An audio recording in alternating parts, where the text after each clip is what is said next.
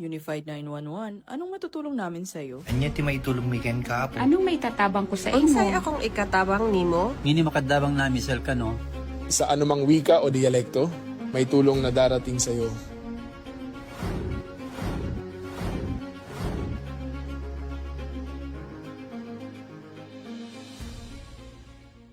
Lilingkod sa bawat Pilipino at magbibigay ng tamang impormasyon para sa tahimik at maayos na Pilipinas. Police News Network, alagad ng batas, tagapagtaguyod ng balitang pulis, sandigan ng mamamayan, patnubay ng katotohanan.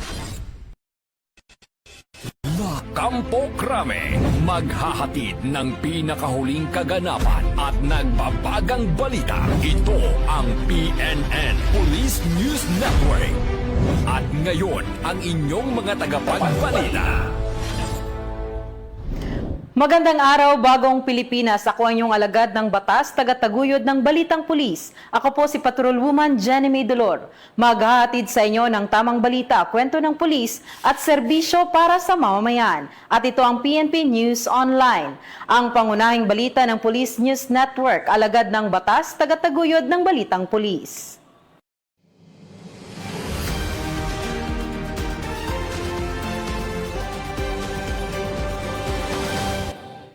Narito ang mga balitang hatid ng ating PNN correspondents mula sa iba't ibang bahagi ng bansa.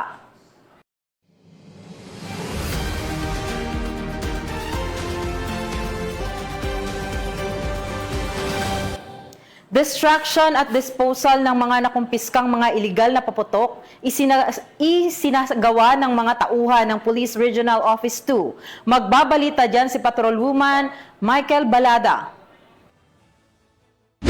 Firecrackers, resulting in the confiscation of 19,288. Matagumpay ang isinagawang destruction and disposal of confiscated seized firecrackers ng Police Regional Office 2 sa pangunguna ni Police Colonel Rodelio C. Samson, DRDA Pro 2 na ginanap sa Grandstand Camp Marcelo A. Aduro, Tuguegarao City, Cagayan, nito lamang ikapito ng Enero taong kasalukuyan. Naging katuwad ng Police Regional Office 2 ang mga tauhan ng Bureau of Fire Protection at nag-isa rin ang mga media personnel sa isinagawang aktibidad. Nasa higit 19,000 illegal firecrackers ang nasamsam at may estimated value na higit na sa 200,000 pesos. Ang pagkumpiska ay isinagawa mula December 17 noong nakaraang taon hanggang January 6, 2026. Isinagawa ang mga pagkumpiska upang magkaroon ng zero casualties sa pagsalubong ng bagong taon. Sa pahayag ni Police Colonel Samson, kanyang binigyan diin ang pagbaba ng kaso ng casualty sa rehiyon kumpara noong nakaraang taon. These significant reductions demonstrate that our enforcement strategies were effectively and our highly distribution were orderly, secure, and well managed. These gains were achieved through our intensified anti-crime operations and aggressive implementation of Plan Iwas Paputok, sustain maximum police visibility and rigorous inspections conducted in close coordination with the Bureau of Fire Protection and local government. Ang ganitong operasyon ng Police Regional Office 2 ay nagpapatunay ng kanilang tapat na pagtupad sa kanilang mga tungkulin na panatilihin ang kaayusan at katahimikan sa rehiyon upang masiguro ang kaligtasan ng bawat mamamayan. Mula dito sa Lambak ng Cagayan, ako ang inyong PNN correspondent, Patrolwoman Balyada, alagad ng batas, tagataguyod ng Balitang Pulis. Maraming salamat, Patrolwoman Balyada. Mahigit 1,000 iligal na paputok at pyrotechnic devices ang isinira ng Benguet Police Provincial Office. Ang pagkakakumpiska ng mga iligal na paputok ay bunga ng proactive measure ng kapulisan sa lalawigan. Ibabalita yan ni Police Master Sergeant Lenny Valerio. Bilang isa sa mga adhikain ng pambansang pulisya ay ang kaligtasan ng publiko. Kaya naman, isang seremonyal na pagsira ng Benguet Police Provincial Office ang mahigit 1,000 na nakumpiskang illegal na paputok at pyrotechnic device nagnanap nito lamang ikapito ng Enero taong kasalukuyan.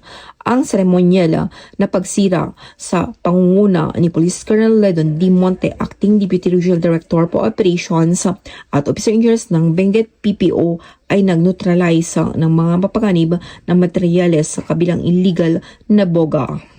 Ayon sa kanya, sinabi ni Police Colonel Monte na ang pagbaba mula sa 8 insidente noong nakarang taon patungo sa 2 lamang ngayong taon ay isang malinaw na indikasyon na gumagana ang mga proaktibong hakbang. Ang kaganapan ay dinaluhan ng mga pangunahing opisyal kabilang sina Police Lieutenant Colonel Baldwin F. Sokoken Jr., Deputy Provincial Director for Administration, at Police Lieutenant Colonel Stephen George B. Antonio, Deputy Provincial Director for Operations.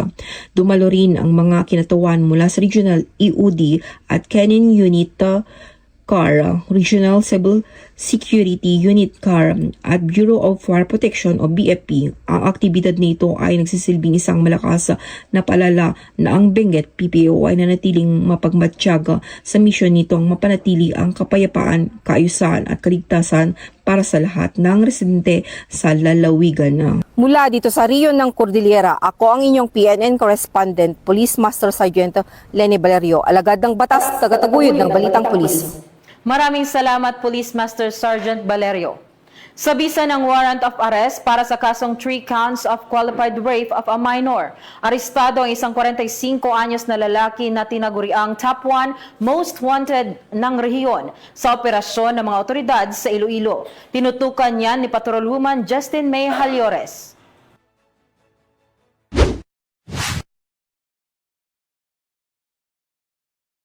Matagumpay na naaresto ng mga operatiba ng Tubungan Municipal Police Station ang region's top 1 most wanted person na nahaharap sa 3 counts ng qualified rape of a minor alinsunod sa Article 266-A at 266-B ng Revised Penal Code na may kaugnayan sa Republic Act No. 7610. Sinagawa ang pagsisilbi ng warrant of arrest bandang alas 12:16 ng tanghali. Nito lamang ikapito ng Enero taong kasalukuyan sa sitio NN Barangay Sibukawan, Tubungan, Iloilo. Ang sospek ay kinilalang si Elias Salde, 45 taong gulang, may asawa, isang magsasaka at residente ng Tubungan, Iloilo na matagal nang pinaghahanap ng mga otoridad dahil sa mabigat na kasong isinampa laban sa kanya. Pinuri ni Police Brigadier General Josefino Diligan, Regional Director ng Police Regional Office 6 ang mga operatibang pulis. Muling pinatunayan na ang Philippine National Police ay nananatiling matatag sa pagpapatupad ng batas at sa walang humpay na pagsisikap na protektahan ang mga mamamayan, lalo na ang mga bata, laban sa anumang uri ng karahasan. Bagong PNP para sa bagong Pilipinas, serbisyong mabilis, tapat at nararamdaman. Mula rito sa Police Regional Office 6, ako ang inyong PNN correspondent, Patrolwoman Justin May Halyores, alagad ng batas, tagataguyod ng Balitang Pulis. Maraming salamat, Patrolwoman Halyores. Turnover of office ceremony ng Isabela Police Provincial Office naging matagumpay. Police Brigadier General Antonio P. Marilag Jr., Regional Director ng Police Regional Office 2, nanguna sa naturang aktibidad. Magbabalita dyan si Patrolwoman Rachel Ledesma. Formal na itinalaga si Police Colonel Manuel B. Bringas bilang Acting Provincial Director ng Isabela Police Provincial Office sa isang turnover of office ceremony na ginanap sa Isabela Police Provincial Office Multipurpose Hall, Barangay Baligatan, City of Ilagan, Isabela, nito lamang 5 ng Enero taong kasalukuyan. Pinangunahan ni Police Brigadier General Antonio P. Marilag Jr., Regional Director ng Police Regional Office 2 ang aktibidad na dinaluhan ng mga opisyal ng kapulisan at mga lokal na opisyal ng lungsod ng Ilagan. Pinalitan ni Police Colonel Bringas si Police Colonel Lee Allen B. Bauding na matagumpay na nakapagsilbi ng 2 taon bilang Provincial Director. Sa seremonya, binigyan din niya ang maayos na paglipat ng pamumuno na nagpapakita ng pagpapatuloy ng disiplina, pananagutan at pagpapaigting ng epektibong policing sa lalawigan. Ipinahayag ni Police Colonel Bringas ang kanyang panata na ipagpatuloy at palakasin pa ang programang nasimulan kabilang ang operational readiness, disiplina ng tauhan at mas mahusay na serbisyong publiko. Dayunin ng nasabing aktibidad na tiyakin ang tuloy-tuloy na pamumuno at mas matibay na ugnayan sa pagitan ng kapulisan at komunidad. Kaagapay ng layunin ng bagong Pilipinas tungo sa mas ligtas, mas organisado at mas mapagkakatiwalaang serbisyong pangkapayapaan sa Isabela. Dito sa Police Regional Office 2, ako ang inyong Police News Network Correspondent, Patrolwoman Ledesma, alagad ng batas, tagataguyod ng Balitang Pulis. Maraming salamat, Patrolwoman Ledesma. Aabot sa halos 70 million pesos na halaga ng pinagbabawal na gamot ang nasamsam sa isinagawang anti-illegal drugs operation ng Bohol PNP. 2 drug suspect arestado. Ang buong detalye ng report ay mula kay Patrolwoman Nikia Cañedo. Malaking tagumpay ang naitala ng Bohol PNP sa kampanya kontra illegal na droga matapos mabigo ang isang transaksyon ng shabu sa Barangay Dampas, Tagbilaran City, Bohol. Isinagawa ang operasyon nitong ika-6 ng Enero taong kasalukuyan, bandang alas 11:06 ng gabi sa pamumuno ni Police Colonel Patricio Sidigay Jr., Provincial Director ng Bohol Police Provincial Office. Ikinasa ang operasyon ng pinagsanib pwersa ng Intelligence Unit at Provincial Drug Enforcement Unit ng Bohol kasama ang Tagbilaran City Police Station na humantong sa pagkaaresto na isang high-profile drug personality. Kinilala ang pangunahing suspect na si alias Babas, 39 anyos, kasama ang kanyang kasabwat na si Leonie, 47 anyos. Sa aktual na transaksyon, nakumpiska ang 10,285.6 gramo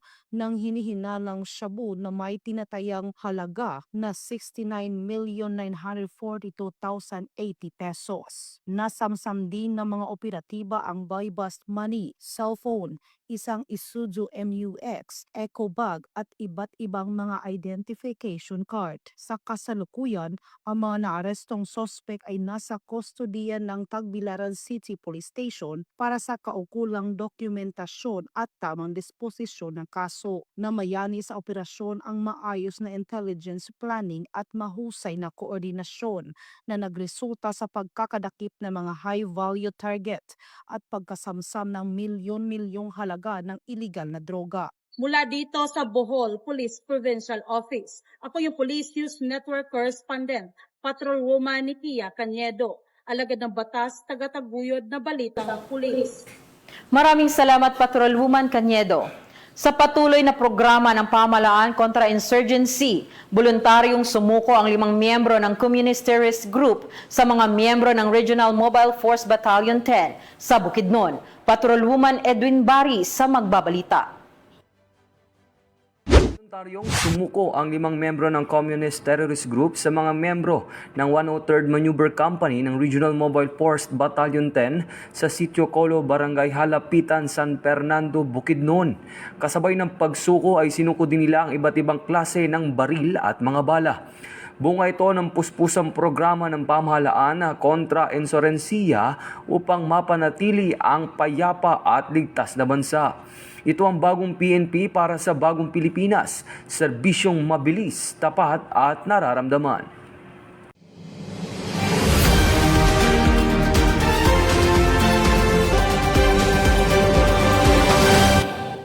Mga iligal na paputok at pyrotechnic devices ang matagumpay na sinira ng mga otoridad sa Ilocos Norte.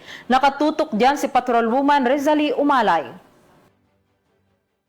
Pulisya sa Ilocos Norte ang 257 piraso ng buga at iba't ibang iligal na paputok sa Camp Valentin 1 sa Luwag City. Mas mababa ito kumpara sa 331 piraso ng nasamsam noong nakaraang taon. Ayon sa pulisya at BFP, naging mapayapa ang selebrasyon ng Kapaskuhan sa lalawigan na walang naitalang sunog na dulot ng paputok.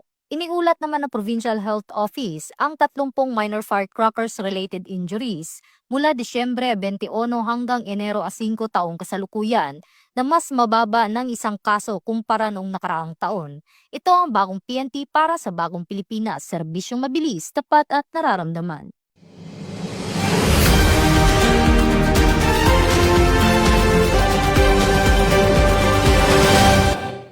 At yan ang nakalap ng ating mga PNN correspondents sa iba't ibang bahagi ng bansa.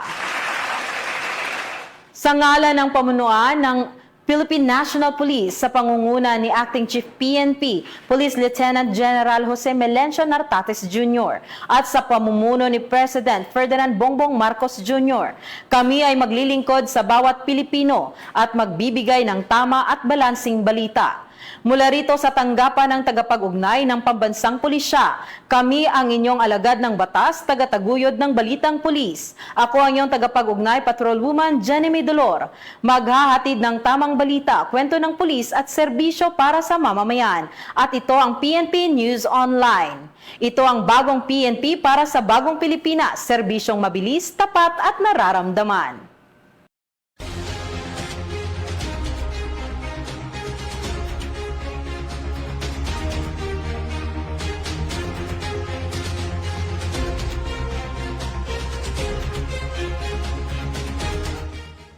Police News Network, alagad ng batas, tagapagtaguyod ng balitang pulis.